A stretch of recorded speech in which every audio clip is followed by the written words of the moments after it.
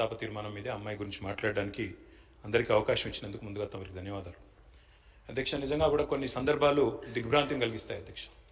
ఇవాళ జ్ఞాని సాయన్న గారు ఇప్పుడే ముఖ్యమంత్రి గారు చెప్పినట్టు ఒక సీనియర్ శాసనసభ్యుడు, 5 సార్లు గెలిచిన మంచి వ్యక్తి, మృదు స్వభావి, ఎప్పుడు ఎక్కడ ఎవరిని కలిసినా ఏ పార్టీలో ఉన్నా ఒక అజాత శత్రువుగా మంచి పేరు తెచ్చుకున్న వ్యక్తి జ్ఞాని సాయన్న గారు అధ్యక్ష.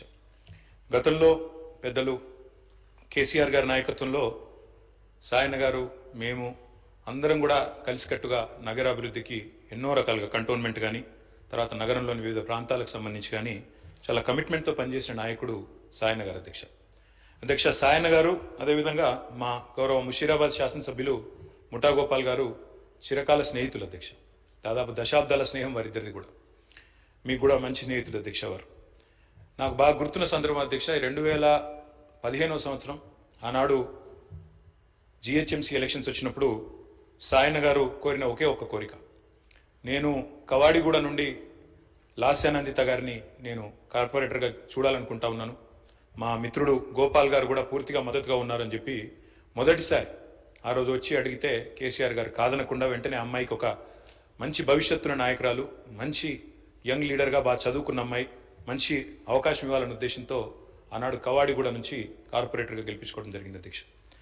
కానీ నిజంగా కొన్ని సందర్భాలు ఎట్లా ఉంటాయి అధ్యక్ష అంటే, ఇప్పుడు సాయన్న గారి కుటుంబాన్ని చూస్తూ ఉంటే విధి నిజంగానే వారి మీద పగబట్టిందేమో అన్నంత తీవ్రంగా ఒకే ఒక్క సంవత్సరంలో మరి అటు సాయన్న గారు దుర్మరణం పాలు కావడం, ఆ తర్వాత అనుకోని మరి మమ్మల్ని అందరినీ కూడా విస్మయపరుస్తూ దిగ్భ్రాంతికి గురి చేస్తూ లాస్యానందిత గారు కూడా ఈ రోడ్ యాక్సిడెంట్లో చనిపోవడం, ఇవన్నీ కూడా అత్యంత ఆవేదన కలిగించే అంశాలు అధ్యక్ష.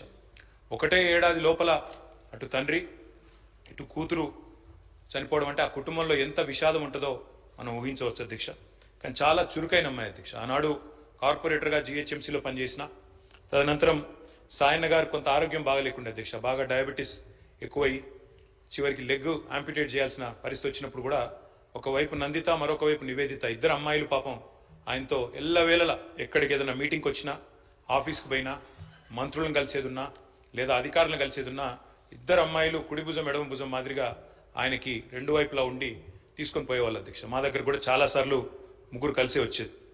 అట్లాంటి కుటుంబం సాయన్న గారు మరణించిన తర్వాత ఇదే శాసనసభలో అధ్యక్ష ఆనాడు కేసీఆర్ గారు ముఖ్యమంత్రిగా సంతాప తీర్మానం చెప్పడమే కాకుండా ఆ కుటుంబానికి అన్ని రకాలుగా అండగా ఉంటామని చెప్పి హామీ ఇచ్చిన హామీ ప్రకారమే ఆ రోజు మళ్ళీ లాస్యానందిత గారికి 2023లో జరిగిన శాసనసభ ఎన్నికల్లో మరి ఆనాడు పార్టీ నుంచి అవకాశం కూడా ఇవ్వడం జరిగింది అధ్యక్ష.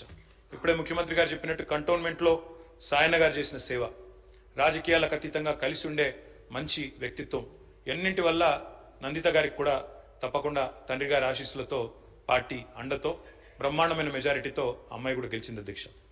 బాధాకరం ఏమంటే సరిగా గెలిచిన కొద్ది కాలానికే మరి నల్లగొండలో మా పార్టీ సభ ఒకటి జరుగుతూ ఉంటే అక్కడికి నందిత గారు కూడా రావడం జరిగింది.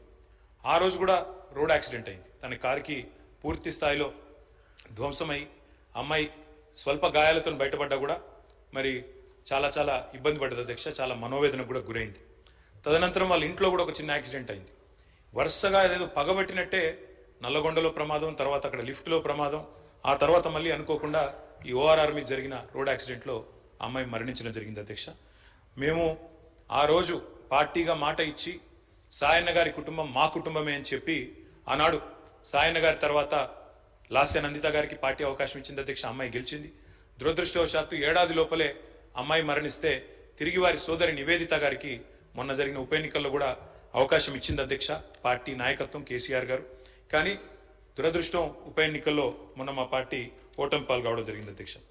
నిజంగా కల్లో కూడా అనుకోలేదు. చురుకైన ఒక నాయకురాలు, మంచి వ్యక్తిత్వం, మంచి విద్యార్హతలు కలిగిన ఒక మహిళ ఈ శాసనసభలో అడుగుపెట్టిందని చెప్పి సంతోషపడ్డాం. భవిష్యత్తు ఉజ్వలంగా ఉంటుంది అమ్మాయికి అని చెప్పి ఆశించినాం. కానీ ఇదే సభలో ఆమె అడుగుపెట్టిన కొద్ది కాలానికే సంతాప తీర్మానం మీద మాట్లాడాల్సి వస్తుందనే ఆవేదన మాత్రం మా సభ్యులందరికీ ఉంది అధ్యక్ష. వారందరి మనోవేదన, ముఖ్యంగా మా గోపాలన్న గురించి అయితే ఆయన ఎంత బాధపడ్డారో నేను కళ్ళారా చూసిన అధ్యక్ష. అందుకే ఇలాంటి క్లిష్ట పరిస్థితుల్లో సాయన్న గారి మరణం తర్వాత మేమందరం కూడా ఆ కుటుంబానికి అండగా నిలబడాలని పార్టీగా నిర్ణయం తీసుకున్నాం. తర్వాత నందిత గారు, తర్వాత ఇప్పుడు నివేదిత గారు, వారి కుటుంబానికి ఈ రోజు అయితే కాదు అధ్యక్ష, భవిష్యత్తులో కూడా సంపూర్ణంగా అండగా ఉంటాం. ఈ సంతాప తీర్మానాన్ని పూర్తిగా బలపరుస్తూ ఆ కుటుంబానికి మనోధైర్యం భగవంతుడు ప్రసాదించాలని, లాస్యా నందిత గారి ఆత్మకు శాంతి